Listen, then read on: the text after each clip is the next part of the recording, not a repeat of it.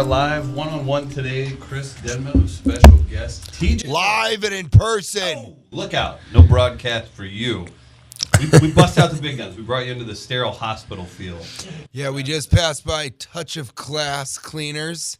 Did you get a card or anything? Bring a touch of class to the... Yeah, I would love... Wouldn't that be funny if I called them and I was like, can you just help us out in the hotel? Because I just don't trust the staff. They're not classy. They're just not classy. Like, listen, I'm a fucking star. Yeah, please. I need the cleaning people to be in a tuxedo, come, with white gloves, the whole thing. Anything besides Sinatra's playing in their background music, I don't feel like it's a classy cleaning. And we've got the beautiful view of the Taco Bell across the street. Big part of the ambiance here, and I can feel that. Because of that. Whenever I'm across the street from a place that uses horse meat, that to me is your favorite most movie comforting. Was Judge Dredd, I think I read. I love Judge Dredd. Okay, good. Do you know that my uncle, once we were driving, my parents had Jimmy rigged, or whatever you call it, a television, those small televisions that had the VHS player in it. The van? Exactly. Version van. Yeah, put it in a Suburban, and they used bungee cords and plugged it in, and it was, at the time we were like, my father's a genius. It's just, as kids, we just shut the fuck up in the back. And, and for us, it went so quickly. This drive that was like 4 hours, we watched 2 movies. And Where are you driving to? That's important. Aspen, Colorado, from Denver. And we were watching these 2 movies, and my great uncle was with us, and I think he was in his 70s at the time or something. And Judge Dredd was one of the movies. So we pop in Judge Dredd, and I'm watching it thinking, this was a terrible mistake. Even at the age I was like, this is such a bad mistake. They don't even have sex. This is so embarrassing, right? You're also like, isn't this RoboCop? Like, what the fuck is going on? But with, I guess, a cooler villain. And that was Wesley Snipes, right? That was vintage classic. Touch of Class, Wesley Snipes. Pre-tax problems. And so... Let's look back on that. Could we vacate that? Like, think about all the dumb shit that happens in the world. Are you mad at Wesley Snipes for that? Nobody is. I think the government is kind of like, we're over it. But it is a weird thing. And often this is business managers. Like, Johnny Depp just had this whole thing where I think he was just like wasted a lot. And his business managers were like, whatever. And so sometimes we're like, yeah, you don't have to pay tax on this, or this. And then all of a sudden he... but gives you the wink. I've got the clever thing. Yeah. We did all the deductions, right? And so I'm sort of embarrassed by this choice in film. And we get to the end of the trip, and Aspen, I said, I kind of was nervous to ask him, because I really respected him. He passed away. He lives in Chanute, Kansas this year, and I'm going back for New Year's Eve to perform in Chanute as sort of a tribute to him. That's really cool. And we got a bench for him at the Safari Museum. Chanute is like a very silly small town in Kansas. And I turned to him, and so I turned back to him and I go, so what'd you think of Judge Dredd? Literally dreading his response. And he says, oh, I loved it. I thought it was great. Oh, gosh, it was good. Really? And I said to my father, Uncle Kenny liked Judge Dredd. And my father said, Uncle Kenny likes anything on celluloid. And I remember as a kid, I was like, cellulite? What? That doesn't make any sense. That doesn't have anything to do with movies at all. But it is true. He loved movies. And I think that's a big part of why I loved movies and I tried to get into film was because he was a guy. I'm hoping so. I know that Cloverfield Paradox Lane 12 is coming. I know it. And I'm really gunning for being in Transformers 8. Coming to a theater near you in 2031. So how do you get from trips to Aspen with the VHS and the homemade put-together stuff with your family? Yeah. Sounds like you have a good relationship with your family. If you're close with a great uncle, that's exciting. Yeah, and he was sort of the patriarch of the family in many ways. Really? Yeah, he was just, it was a weird dude, never married. He was an alcoholic that was sober for like 40 years. And he was in World War II, and he was a medic. And he didn't ever wanted to talk about that. But we only heard one or two stories. And one of them is that a guy's arm had been blown off. And the doctor gave the arm, which was severed, to Kenny and said, you got to get the wedding ring off of this arm. And Kenny was like, how do I do that? And the guy was like, I don't know, just do it. Because he was like in the midst of emergency surgeries. And so this isn't in a clinic. This is a middle of war. This is the fucking war, yeah. And so he went outside and like got a bucket of soapy water and just dipped this guy's arm, and then slowly figured out how to get the... But he did it. I mean, and I don't know, but there was a component of him telling the story where I was like, did he cut off that dude's finger? Yeah, and so that was like the thing that he could tell us. So I can't even imagine the horrors that he saw. And so, but he's always the nicest guy. He was so smart and so cultured. He taught himself to paint by numbers because he was colorblind. And he truly was a brilliant guy. He read all ancient philosophy. He's probably the reason that my father is as smart as he is, and definitely the reason that my father ventured from Parsons, Kansas, where he grew up, to Denver, which is essentially like moving to fucking New York City or Tokyo or something. Jupiter. Yeah. I mean, it's truly a Jupiter level move. What's the part? Does Parsons have a prison facility? So what are they known for? I feel like we're in the Midwest. I mean, they have fireworks stands. That kind of place. I think it's that you level. Drive through the highlands of Kansas, and it's like 3 hills, and you're like, this isn't fucking highland. I know. Oh, it's so flat there. Yeah. But, a lot of my family's from southeast Kansas, which is where the Koch brothers are from. That's the only other real. Yeah. And, they... I still have family in Pittsburgh, Kansas, which has a university there. Yeah, the gorillas. That's right. And there's always inflatable gorillas everywhere. And I sometimes I'll forget that there's a university there because my family is just like from there. And how many used car dealerships can you have? I really do. Every time I'm like, golly, they really like gorillas for promotional stuff. It's really silly to then be like, oh yeah. So, he was just a great influence on all of our lives, and everybody really loved him. And so I kind of got to a place where I was doing a show in Chanute once a year. Think about how much different you would be if you would have grown up in Kansas rather than Denver. I can't even imime. Don't take any time to imagine such a thing. Please continue speaking. But I've spent a lot of time in Kansas, and so Chanute, and it was weird. Somebody said to me one year, they go, you're the first stand-up comedian that we've had come through Chanute. And I was like, oh yeah, I mean, I would expect not many comedians come through here. And they're like, no, you're the only. The art form has never been performed. You're the only person that's really ever performed in Chanute, Kansas that isn't like a teen Christian rock band or like a local touring Kansas band. So I'm also the first and only national act to ever play there. And so when my great uncle died, I said, I'm going to come back here, do New Year's Eve. I'm going to bring Morgan. And there's like one person that owns the bar and the, like, I guess you could call it a restaurant, but it's really just another bar. Right. And she also owns like a Chinese food place or something. But she's kind of her family is the kingpins of Chanute. So I'm going to their bar to do 2 shows. Kingpins of Chanute. Coming to theaters. It's a short that plays before Transformers 8.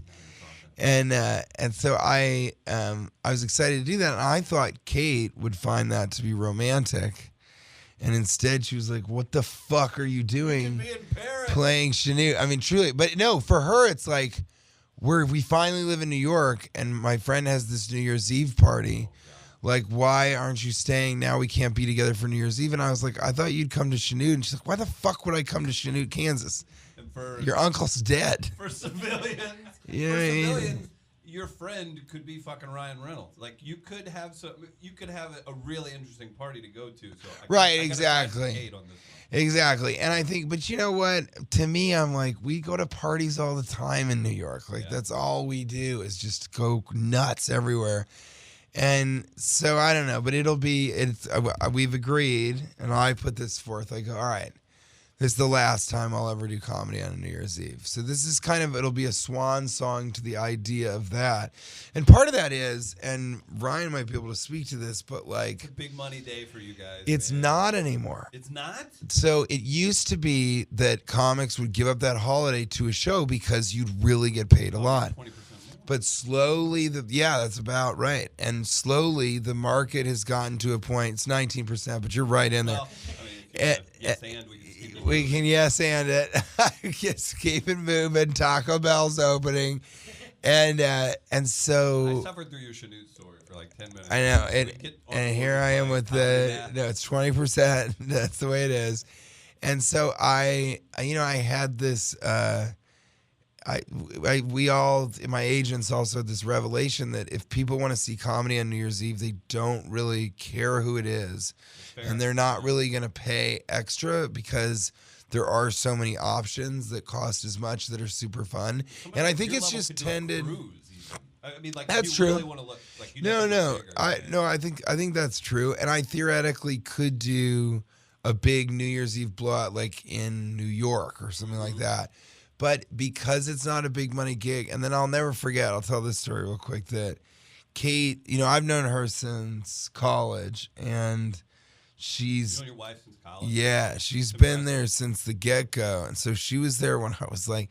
So one New Year's Eve, she came in to spend it with me, and I was doing a show because I could make I think I made like $150, and that was like huge.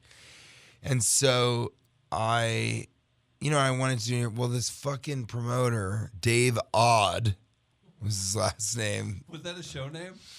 Yes, because his other name, if you Googled it, led to some pretty alarming things. And so he went as Dave Odd, and he was like, this is going to be great, but we did it at a melting pot fondue restaurant. Of course. And I found out that he had convinced these promoters to do it, but the promoters had sold enough dinner packages. That's the way you do it. That we were performing for people that were eating fondue, and a lot of them didn't know there was comedy. They came for fondue. And Kate had to sit in the audience and watch me like struggle and kind of bomb through. And I was like the main act, so I had to do the countdown. And it was a situation where I was going, all right, everybody, 10, 9, and no one did it along with me. Fun don't. How about you fun fucking don't, buddy? And so I'm sitting there going, oh God, this is so horrible.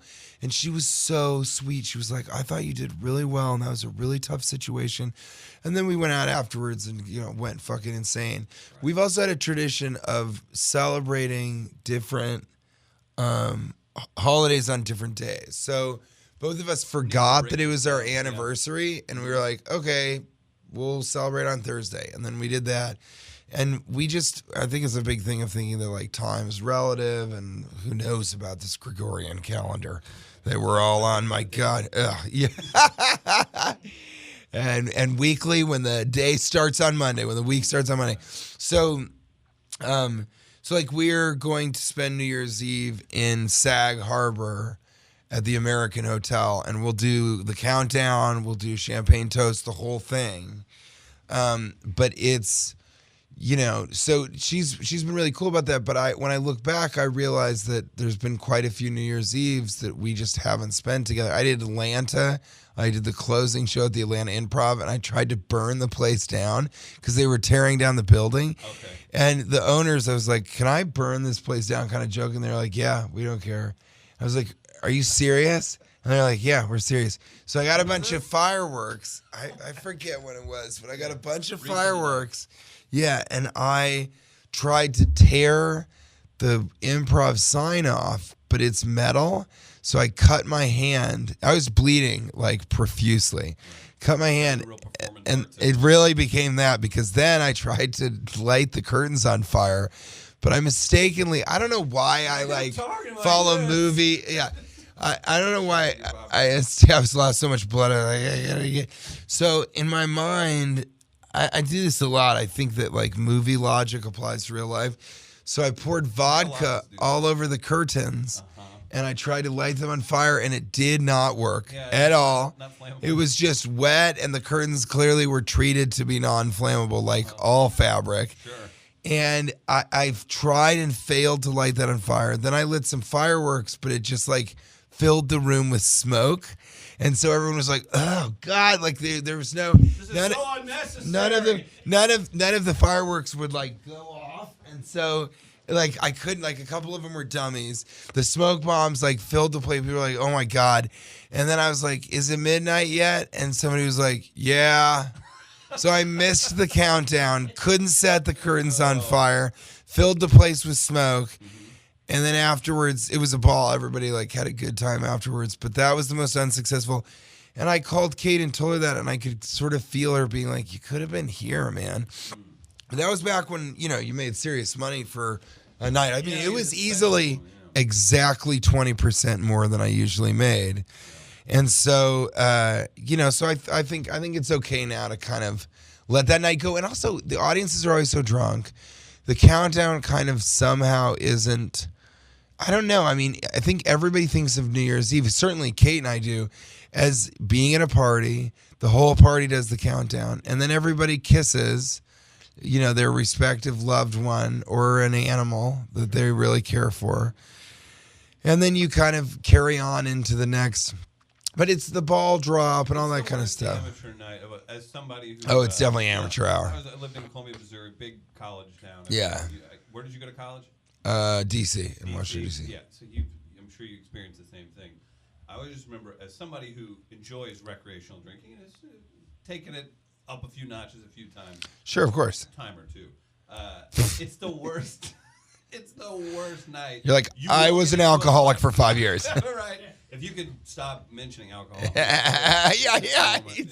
You have the shakes since I got in here. Yeah, this sweat is. You keep pointing to the corner and mouthing elephants. You're clearly in a DJ. I've got so much going on over here. It's the worst amateur night. Like you run the biggest risk of getting into a fight with Steve from accounting, who's ready to just fucking. Yeah, people are puking, and you're like, "What's happening?" And then, but the small party, killer. Yeah, the small party, and that's kind of what this. That's what this one is. It's a very kind of exclusive party in this guy's penthouse, so we get to watch the. He has a terrace, and we watch the fireworks, and it's also a very New York holiday. That's a bigger deal in New York. The only other place that's as big of a deal is probably Tokyo, and so we, I think that we. I want that to be, something that we do together from here on out. But it's a great swan song to Chanute to sort of do that. And I think I might continue to perform there. But I don't know. It's a weird thing where it's like my great uncle is dead in that town. I go there for a reason. It creates a lot of business. They do more liquor sales when I'm there than they do in like 2 or 3 months. Whether it's set up as it is or not, it's almost not trying to sainthood you here, but it's almost charitable. Yeah, it's definitely a benefit. Well, I would make way more money doing New Year's Eve somewhere else, but it's nice to inject a lot of money into the economy, sort of have it like spread around to the servers and bartenders that then go and spend that money on stuff. But Chanute is the town where like there's only one bar and they have trouble keeping that bar open because people, that money wise, they're like, let's just get a fucking rack of beer and get wasted at home. And when you walk around at night, you pass by, people are just like partying hard on like a Tuesday night. A lot of people are unemployed. We call it road tripping where I grew up. A lot of people drink on back roads while they're driving. Yeah, there's definitely that. Yeah. I mean, there's a drive-through liquor store. Yeah. Exactly. Called Booze Brothers. And they are illegally using images of course. Illegal use of images. It's weird you would bring this up too, and I guess not that weird because I'm involved with it. But like, are you familiar with the All Things Comedy stuff? Bill Burr's company. Oh yeah, Madrigal's thing, yeah, right? yeah. So the dude, he's got a really funny look. He's in that group, The Wave, and he's in the goddamn Comedy Jam. Oh, I was just talking to Josh Adam Myers. Yeah, Jeremiah. Yeah. He was posting something, and he's back in Kansas. And anything that guy, he just has the funniest look ever. But he's like showing a Christian comedy album that his parents gave him, whenever he was growing up. So I'm getting more of a peek into the Kansas world. Well, and the main street kind of has a lot of places that are closed. And I think another thing that I really like about it is because I travel everywhere. I have a lot of contemporaries that kind of don't want to play places that are hard. They're not looking forward to Des Moines, Iowa, Which those can be some of the best shows, I bet. Oh, for sure. Because they're there going, oh my God, we can't believe this is a bucket list item for people like that. Yeah, seriously. To be sure. Yeah. To be sure. And so in Chanute, though, I get a real sense of America in the sense that these people during the Obama administration, and just in general, I'd go one year and they'd be like, yeah, they closed a sector of the Ashland cement factory. And then I would go the next year and they're talking about reopening that. That's that, section factory. And then I would go back and they're like, yeah, they're not going to reopen it. But some people said that maybe there's going to be more work in the oil fields. And then I would come back and they're like, yeah, the work's kind of dried up in the oil fields, but they're talking about, rebuilding the, some factory, the other cement factory across the street. And each time I would come back, it just became more and more depressed. And my father described something that was so depressing. And he goes, there's a brain drain in places like this because what happens is everybody tries to get out of these small towns and go make it in the big city, which in this case is like Kansas City or like Wichita or Pittsburgh. Been to Wichita? Yes. I hate that city so much. It's a tough one. That's where the Koch brothers are from. So I don't have a disdain for it. I think it's big enough where it's got a bad vibe. They'll try it. Yes, they kind of a bad there's vibe. like guys. My grandfather went to school there, so I don't talk shit on it really that much. But Wichita State's a cool college, and I'm sure there's some good stuff there. There's something going on there. I mean, the Koch brothers they're the most evil of all. So, I think what I began to understand was while all of my sort of Los Angeles and New York friends were like, I can't believe these people are falling for this president's, what he's shilling. And I was one of the few people that was like, I can. And I called it.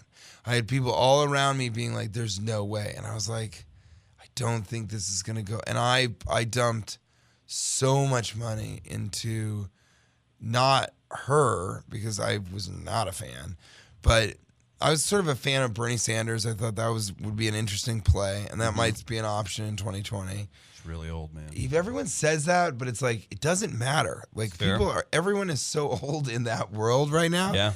That and I'm sure it would be lovely to have like a fresh new candidate. But he really built a huge fucking following. He did, and he got cheated out of the nomination. Which, if you watch Michael Moore's thing, Fahrenheit 11/9, which how much did he luck out on that fucking title switch? Right. But I mean, God, even he's like, well, I guess I gotta make. I think Bill Maher, somebody was like, that is the luckiest thing on the face of the planet, and he was like, no, it's not. The world is burning. But I could understand why people were like, we are happy to hear somebody. First of all, don't give a shit that he says grab him by the pussy, because.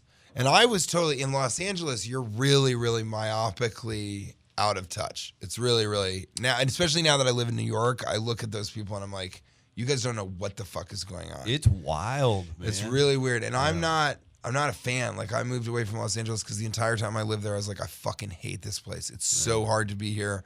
There's so many bad things about living here. There's so few good things about living here.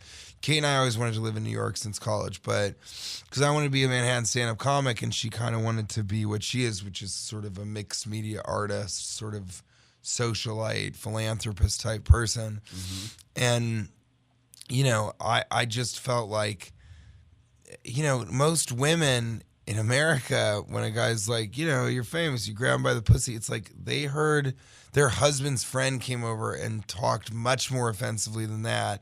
And she was like, come on, man, he was drunk. Like, can we stop inviting him over?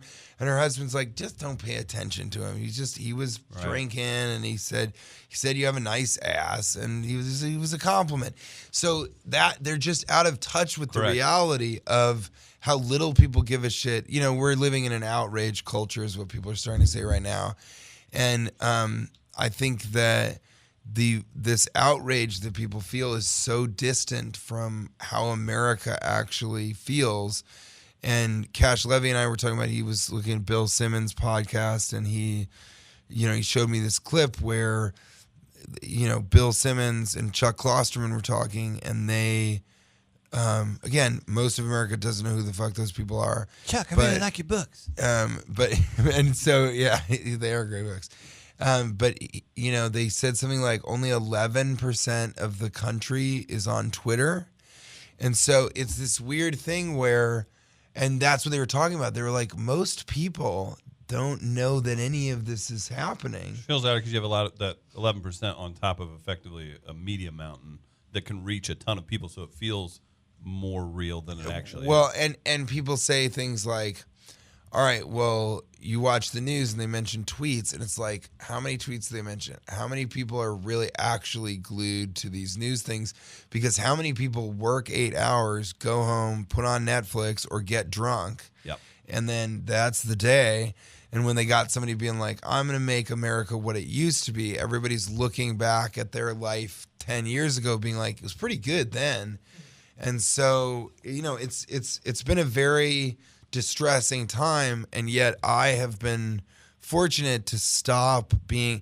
I think when everything went down, I had this like sense of I've got to go across the country, and because then I was like leaving Silicon Valley, and I was like, now I can go across the country and do stand up and talk to people. And as I did it, I was thinking, people don't really want to hear about politics. They're actually paying me to help them not think about it. Release valve for a couple hours. And I wasn't a political comedian before, and I'm not one now. And so I understood slowly that like I needed to return to social satire and be focusing on philosophy and things that are much bigger than the idea of politics or nation states, and more about the human condition in general. And got more staying power. Yeah, to be sure.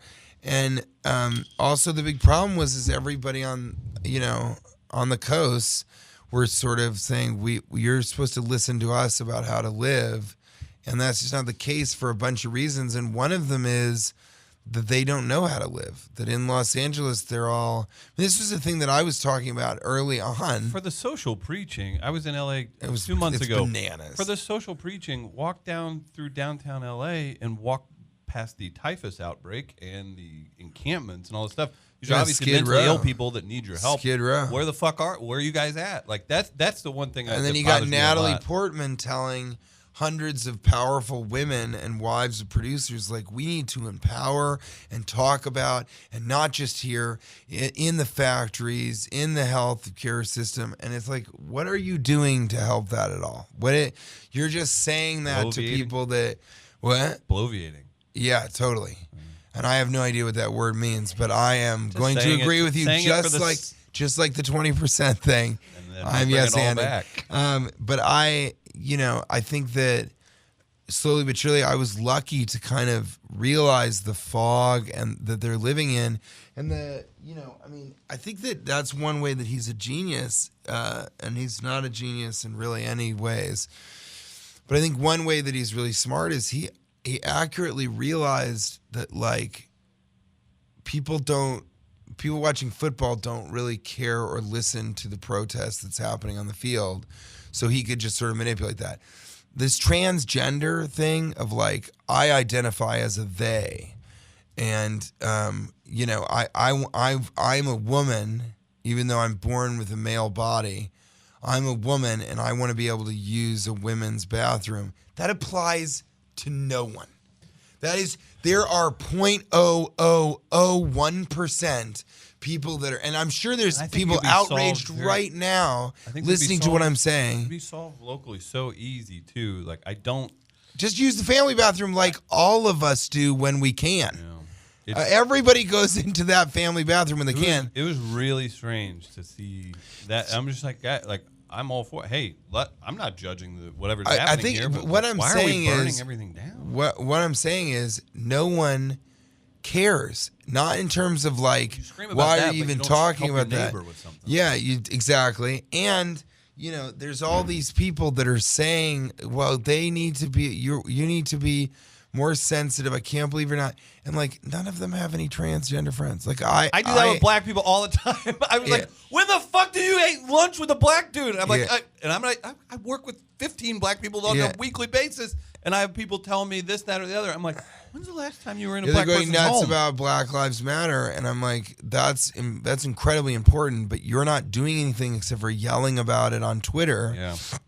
And so it becomes a lot of that stuff, and I think what you're saying is what I feel, which is like, who cares? If you want to go in and use a stall in a women's bathroom and you are dressed and look like a woman. And if if 3 dudes that have struggles with their own sexuality jump you out of hate for you, they will be dealt with accordingly. Yeah. Like, you have to think. I think exactly. I think exactly. And I think, it was this Nanette factor. Did you ever see Nanette, the Netflix special?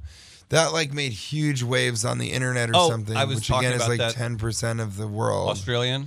Yeah, and she sort of talks shit about comedy, then tells a horrible rape story at the end of it that is not funny. And I'm sitting there being like, this is so self-entitled. You're being so selfish. And there's a lot of women in the audience that instead of being able to have this escapist moment, you're just reminding them of a terrible thing that happened in their life. Very confusing. And it's a really difficult thing. And then, I went on Jim and Sam's show, and I was going to talk about the comedy of that. And people were just like, they were like, we're not talking about that right now. We're talking about MoviePass. And I was like, oh, what happened with MoviePass? And they're like, well, it's going under. It was a complete disaster. And so we talk about that. And then I go back, and just as a joke, I was like, so what's going on with MoviePass right now? And they were like, we're not talking about that. We're talking about Cameo. And I'm like, oh, you guys are looking at Cameo. I'm on Cameo. And they're like, okay, let's look at a couple of cameos. And we did, and it was like Tommy Lee. Do you guys know what Cameo is? Yeah, is that where people pay for you to do a shout out? I saw somebody. So we watched Tommy Lee and a couple other people, and it was so sad. So I immediately got off Cameo. But it was and that's the other thing about culture right now is that culture moves so fast, where it's such a speed of light situation that no one keeps up with anything. Why would they? And so that's another problem, is that it's not that the public doesn't have it's not like, oh, the public has such a short-term memory. It's not that. It's that we're on information overload, and to even mildly keep up, you have to. Somebody was like, have you seen Cam on Netflix? And I was like, no, but I've heard about it. I have a joke about this where I'm like, all of our conversations now are these streaming conversations that are like, oh, so I finished Ozark season 2. Have you seen that? No, I haven't finished even season 1. But I started watching Making a Murderer. Have you watched that? No, I haven't seen it. But have you heard about American Vandal? No, I haven't heard about it. Why? Have you watched it? No, but I heard about it. So I finally finished the O.J. Simpson documentary. No way. The one on FX? It's so good. No, the one on ESPN. Oh, I heard there's a documentary on ESPN. Have you seen the FX one? No, I haven't seen it. Have you seen Snowfall? What is that? I think it's on FX. No, I think it's on Showtime. Have you seen Shameless? And it's like, what the fuck are we talking about? We're not connected. We're just giving each other assignments and feeling bad that we haven't finished our assignments. And when I do that bit, the entire audience is like, yeah. See them taking each nibble. They're just like kind of shaking their heads and agreeing and being like, oh my God, yeah, that's real. And so I think we're getting pretty close. Like, I think Netflix is dangerously close to becoming uncool. I think be sure to check out TJ on F is for Family. Yeah. On it. That's actually a great show. There I go. Man. Well, and it's great that we both have seen that. So some things that's on my little thing. Yeah. Some things break into the cultural zeitgeist. I think Ozark did do that, and I guess Making a Murderer did. But now that's becoming like same thing's happening with specials now. That's fractioning absolutely. Yeah. But like, there's a fracturing of that stuff because you tell me Making a Murderer is great. Well, I have to choose whether to watch that, which isn't really my cup of tea, or watch a comedy special. And I have friends who have comedy specials. I used to kind of be friends with this guy, Hari Kondabolu. Have you ever heard of him? Mm-hmm. So when we're people that are aware of these. And I started to watch his special, and I watched 20 minutes, and it's like an hour special. I watched 20 minutes, and I was like, I can do something else. I'll never watch the rest of his special, ever. And I know him. And there's other comedians, like Pete Holmes has an HBO special, and I just haven't had time to watch. He's one of my best friends. I was going to say, you've been on Crashing. And I'm kind of like excited about Crash, but I never watched the rest of Crashing. I'm in a weird... I'm on that fucking TV show. You're on a much... closer level. I feel the same way. I would the same way because I see people in clubs all the time. Work with whomever, and then you watch that special, and you're like, I respect this person and find them to be incredibly funny, and I'm not feeling it. Like I don't know what it is. I don't know if it's just how it, but I also understand the business importance of it. It's odd. So have you seen Adam Sandler's 100% Fresh? I did. So again, what did we're you around think of the that? same age. It was a slice of Adam Sandler, and I thought it was the good Adam Sandler. Yeah, and he was having fun. I felt it was cheating to make me get teary-eyed with the Farley tribute, and I was like, I am your audience. Now I will reveal this, which is I haven't seen the whole thing. So I haven't even seen the ending of it because I was waiting to watch it with Kate, and then Kate and I started to watch it, and Kate fell asleep, and I was like, all right, I'm just going to go to sleep. So it's this thing where it's like, I think that's brilliant, and I think that I'm going to do my special at a bunch of different places. Mm-hmm. Like I'm going to do it at a couple clubs and a theater, and then like edit all that stuff together, because I think that lends itself a little bit better. Well, if we're playing that game where everybody's doing like it's really cool. Like Pete's special is just him standing and talking in a theater. I was thinking like Joe Coy doing his big special in Seattle, all that shit. But if you're playing this game where everything doesn't have to be exactly traditional, throw some flair on it. And if that's making it essentially a clip show, not a clip show, a highlight reel of the same act, and why the fuck not? I think that's the deal. I was playing around with, and might still do this because I'm building out different chunks in my act. I was thinking of doing 5 25-minute specials, and you see them as episodes under the TJ Miller Mayhem channel on Netflix. I mean, a lot of people that say they're on Netflix have 15 minutes. Like, they do that Netflix, like, whatever they chop it up. Like, maybe that's what we need. You know what I mean? It's more because you're asking somebody to sit there for 90 minutes. When I'm who I am and I'm not able to finish hour-long specials, and I study culture. I say the same damn thing. I'm like, I love these people, and I can't watch it. And do you listen to a lot of podcasts? Oh, yeah. And so that takes up a bunch of your time. And that, to me, that's like... Just rip my underwear. Lucky thing these are terrible underwear. Need to get you like a MeUndies sponsor. Talking about Truly. the podcast stuff. But Hers.com. I'm sure you got to hit the road or whatever. But no, the podcast stuff for me, like I remember a couple spots on Corolla that you did were just super fun. All the other podcasts. Yeah, that to me, because I'm always moving around, I'm super busy. To me, that I can do that and do other stuff. So I find that to be kind of my core source of information. But the podcast explosion is kind of over. I've talked to Doug Benson about that. You have guys on All Things Comedy ending. I say that because I'm close to it, familiar with it. Ian Bagg and I just cut ours out because we did it for a year. We did a live show down in Phoenix. Ian Bagg's so funny. Wait till that guy gets some publicity behind him because his live experience. But no, Steve Byrne just cut his. He just killed his. There's others. There's the huge ones at the top, but like Corolla has a whole business behind it. Rogan's unstoppable. Well, Doug Benson said to me, he goes, I think I got in there right exactly at the time that he's like, I don't get more listeners, but I stay. People have built it into their lives. Mm-hmm. And then Cash Levy and I have a podcast called Cashing with TJ Miller. Check it out. It's very, very, very, very funny and strange and weird. And ours is like, it's a guest. He tries to have different guests on, but it's ended up so far that I've been the only guest on the show. And it's really, really fun. But we have sort of this army called the 12 and a half because we have about 12 and a half listeners. Good. And we have this army of people that the podcast means so much to them. Right. So we'll continue to do it, I think, in perpetuity without the expectation of it creating a ton of, you formed that perfect. Well, and when spot I do a comedy club, maybe 3 to 5 people come up afterwards and they're like, I'm a huge fan of your podcast. But when I did Scandinavia, every show, people were like, I can't believe you came to Stavanger, Norway. And I love your podcast. Did you have the same experience? That's what Ian went over there with Gabe Iglesias and said. And Ian's just like, I don't know that I've met more beautiful, amazing people in my life. Yeah, like, truly. And they were just so thankful to be at a comedy show. But let me tell this story because I think this is really funny. And then, do we have to jettison? You probably just missed your express obligation. I hope not. We need the press. And so in Norway, I went to Bergen, Norway, and this guy comes up. I'm like taking pictures with everybody just because I'm like, it's so weird that I'm popular here. And so I'm taking pictures with people, and this one dude comes up to me, and he's like, there's a group of people, and then the guy goes, can you pick me up and hold me like a baby for this next picture? And I was like, no.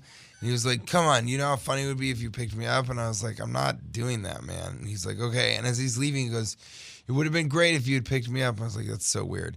Then this guy comes with his girlfriend, and his girlfriend goes, this is a weird question, but he wants to ask you something. And the guy was like, can I pick you up? And I was like, what? No. What are you guys talking? And so then another couple comes forth, and this girl goes, can I ask you a weird question? I was like, it's not going to be weirder than the last question. And she goes, will you pick up my boyfriend? Like, will you pick him up in the air and see if you can? I was like, what the fuck is going on in Norway? And then I looked it up, and they are the original, like, strong, and it makes sense. They're all Vikings. So a big thing with them is, like, can you pick up another person? But what's weird is they're not into wrestling there at all. No. They're into, like, can you pick up a huge tractor tire and flip it over? Can you pick up a barrel filled with sand and carry it across the field? Magnus Ver Magnuson. And so, exactly. And so that's my experience in Norway is that they want me to pick them up or they want to pick me up. Not a small people there either. Yeah, they're pretty like gigantic. 6'2", like but I think that's what they like. I think that's part of why I'm big in Scandinavia is they're like, he's an awfully big fellow. Let's go see the comedy of that gigantic man. Perfect. TJ Miller. Thank Helium you. Comedy Club. Very nice to speak with you, man. Helium Comedy Club. I'm really glad we didn't get to dive shows. into your unbelievable career, too. I know, that's important. I won't shoot my foot Once Upon a Deadpool, Office Christmas Party, Ready Player One, you got to see it. And so I'm doing a movie with Drew Barrymore. That's going to be such a fun thing to talk about. But last question, and then tonight she's 2 shows, charming. Friday, Saturday 2 shows. She's such a sweetheart. Yeah, I've talked with Tom Green quite a bit, and he said he gives like she's great. She's a great person. I guess Deadpool's easy because it's so popular and very now. Mm-hmm. Anybody come up to you and ask about a specific project more than you would think, like the She's Out of My League people? Extract and Already Brothers. She's Out of My League somehow. Even when I was doing it, I was like, this isn't a movie that I would love, but I was like, America's going to love it. People, it's cute. The person behind all of those things is Steven Spielberg. Yeah. So Steven Spielberg produced She's Out of My League. He produced Office Christmas Party. He put me in Ready Player One. The first show that I was on, Carpoolers, was produced by his television department. He also produced a lot of the How to Train Your Dragons that I was in. And the television series came from DreamWorks. So he's been like my weird Great Expectations benefactor behind the scenes, always trying to shape and create. And the reason is because he just thinks I'm really funny. Something about me. That's how. But something works. about me, he's like, that guy, he just tickles my funny bone. And I don't know how the fuck it happened that way. But and he produced Transformers. He's the reason that I was in Transformers 4. He's a pretty great guy. I love that guy. He's a good guy. We're Cheetos brothers, and I'll tell you that story on the next one. We'll have to do it again. Thank you so much. It was really, really fun talking to you, Very man. nice chat, man. Take care. It's great. We are live, live, live. We are live, live, live. We are live, live, live.